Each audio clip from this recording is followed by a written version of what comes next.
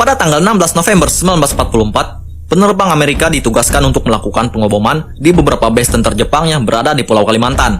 Tujuan utamanya adalah Teluk Brunei, di mana Jepang mengeksploitasi sumber minyak di Kalimantan. Sebut saja mereka Tom Cumberly sebagai pilot, Jerry Rosenthal sebagai kopilot, Eddie Haviland, Dan Hillerich, Jim Notch, Tom Kepin, John Nelson, Franny Harrington, dan Bill Corrins. Tapi belum sampai ke tujuan, tentara Jepang berhasil menembak jatuh pesawat mereka. Beberapa awak sempat membuka parasut dan jatuh ke pedalaman hutan Kalimantan. Beberapa meninggal di pesawat dan beberapa lagi jatuh entah di mana. Ya, inilah Dan Hillerich, salah satu penerbang yang berhasil selamat dari tembakan Jepang. Ia tidak sendiri. Untuk lokasi jatuh yang berdekatan, ia bersama salah satu rekannya yang selamat, Bill Corrins. Tapi selamat dari tembakan Jepang di pesawat bukanlah sebuah keberuntungan. Mereka jatuh di belantara Kalimantan yang dikelilingi oleh sungai, lembah, hutan, gunung, dan beberapa predator yang mungkin cukup untuk membinasakan dua manusia. Tapi yang paling menjadi kewaspadaan utama adalah cerita tentang suku setempat, yang katanya adalah pemburu kepala dan kanibal.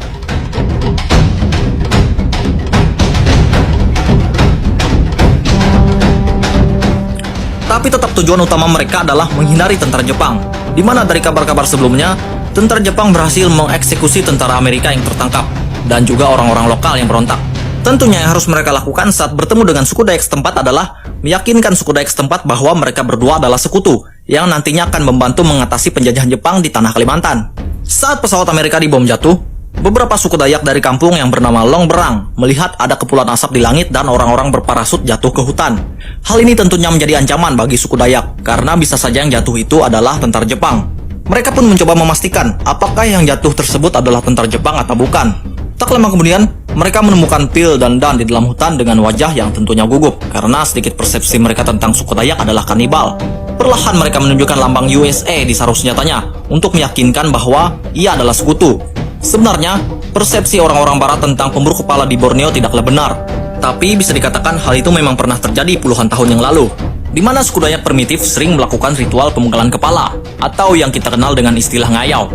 Tapi sejak zaman kolonial Belanda, beberapa misionaris mulai memasuki pedalaman Kalimantan untuk menyebarkan ajaran agama dan pembaptisan. Hal inilah yang mempengaruhi ritual ngayau perlahan-lahan mulai ditinggalkan. Ya, meskipun ada beberapa suku Dayak di dalam sana yang masih memiliki ritual dan kepercayaan kuno yang kental. Dan tiba pada saat Jepang mengambil alih penjajahan, banyak misionaris yang dieksekusi, penduduk lokal yang dibunuh, dan wanita yang diperkosa, dan semua itu dilakukan oleh orang-orang Jepang. Sejak saat itulah, suku Dayak mengetahui bahwa mereka benar-benar sedang ditindas dan dijajah. Ketika melihat lambang USA tersebut, mereka lega ternyata yang jatuh bukanlah orang-orang Jepang, tapi tentara sekutu. Mengetahui posisi Bill dan Dan yang pastinya akan diburu oleh tentara Jepang, suku Dayak setempat berinisiatif untuk membantu orang-orang Amerika ini dan menyembunyikannya di dalam hutan. Kesaksian ini diceritakan langsung oleh dua orang suku Dayak Lundayeh yang ikut membantu menyembunyikan tentara Amerika tersebut. Mereka adalah Ganang Laban dan Kapung Balang, dua orang tua yang dulunya terlibat langsung dalam pertempuran belantara di Perang Dunia II.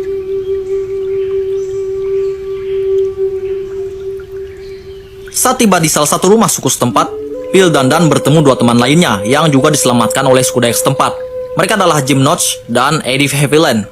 Tapi untuk keadaan Jim Notch tidak begitu baik karena kemungkinan kehilangan banyak darah saat terjadi tembakan. Rencana selanjutnya untuk suku Dayak adalah bagaimana cara mereka menyembunyikan keempat orang Amerika ini, karena desa Long Berang termasuk desa yang mayoritas masyarakatnya sudah dipengaruhi oleh ajaran agama. Jadi akan sangat susah bagi masyarakat setempat untuk berbohong jika suatu saat ditanya oleh tentara Jepang, apakah di sini ada orang Amerika? Jadi prajurit Dayak memutuskan untuk meminta bantuan kepada salah satu camat di desa sebelah yang dulunya adalah seorang misionaris yang ditugaskan oleh orang-orang Belanda yang mengajarkan agama di Kalimantan. Tapi saat Jepang mengambil alih, tugasnya digantikan untuk mengawasi orang-orang Dayak di kampung tersebut. Dia adalah William Makahnap, orang yang bekerja untuk Jepang tetapi juga orang yang loyal terhadap suku setempat. Para prajurit Dayak meminta bantuan Makahanap untuk menyembunyikan orang-orang Amerika ini ke perkampungan penduduk yang bisa dibilang masih belum terlalu dipengaruhi oleh ajaran agama dan bisa diajak beraliansi. Makahanap sebenarnya tahu risiko untuk dirinya jika dia membantu menyembunyikan tentara Amerika di perkampungan. Tapi dia berpikir, kenapa tidak? Tugas saya di sini cuma menguasai suku setempat, bukan ikut menjajah. Mungkin dengan mengambil tindakan ini akan menjadi sebuah reformasi. Dan saya sangat ingin membantu orang-orang ini, pikir Makahanap. Dan ia pun langsung memutuskan untuk ikut serta membantu orang-orang Amerika ini, karena ia tahu Amerika adalah sekutu Indonesia saat itu.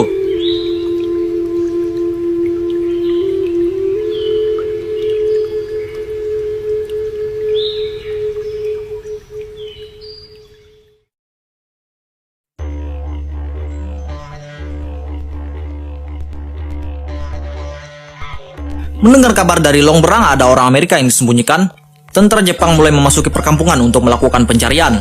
Dalam 4 hari 4 malam, perkampungan dalam kekacauan. Tentara Jepang marah karena mengetahui bahwa penduduk setempat menyembunyikan orang Amerika. Jika mereka tidak dibunuh, maka orang-orang setempatlah yang akan menjadi korban. Ungkap seorang yang bernama Belapang Baru, yang juga salah satu suku Dayak setempat yang ikut berperang pada waktu itu. Dan terjadi lagi, mereka mulai membangkitkan ritual yang sudah lama ditinggalkan, yaitu pengayauan atau pemenggalan kepala.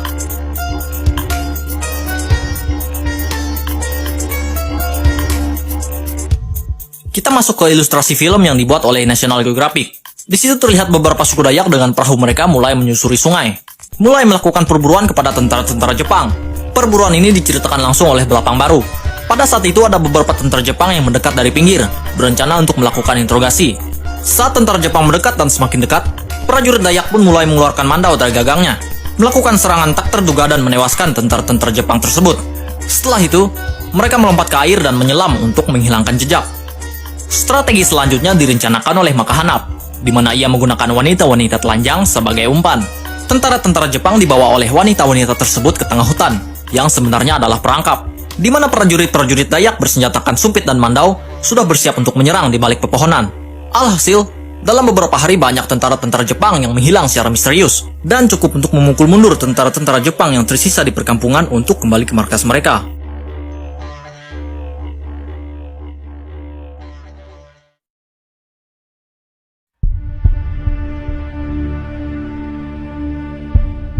Terus bagaimana nasib keempat tentara Amerika yang disembunyikan tersebut? Nasib keempat tentara Amerika yang disembunyikan tidak begitu baik, apalagi kondisi Jim Notch yang semakin memburuk. Karena pada saat itu dia sempat terkena malaria. Tapi di samping itu ada berita baik. Kabarnya suku Dayak tetangga juga berhasil menemukan 3 teman lainnya yang berhasil selamat dari tembakan pesawat. Mereka adalah Tom Kepin, John Nelson, Franny Harrington.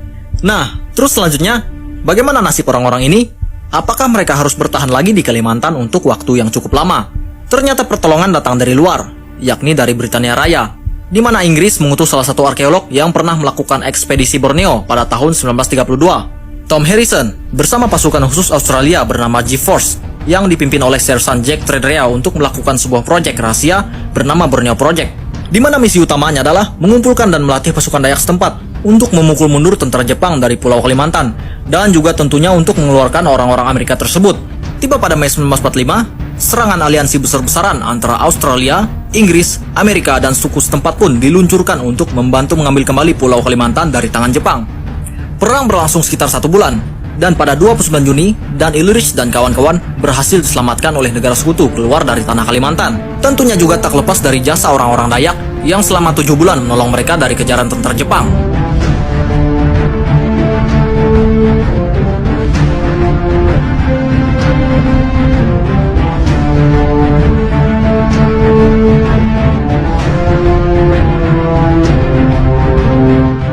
Dan 2 bulan setelah itu, kita mengetahui pada tanggal 6 Agustus 1945 adalah kejadian bom Nagasaki dan Hiroshima.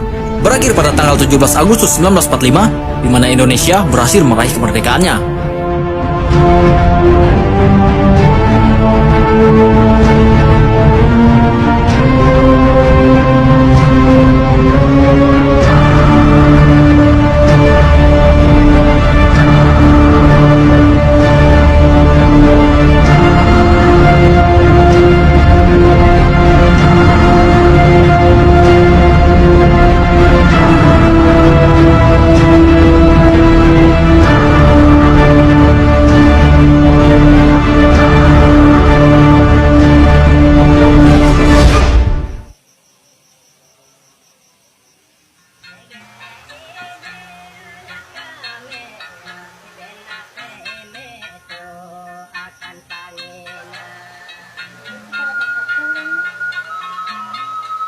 like when you surprise the one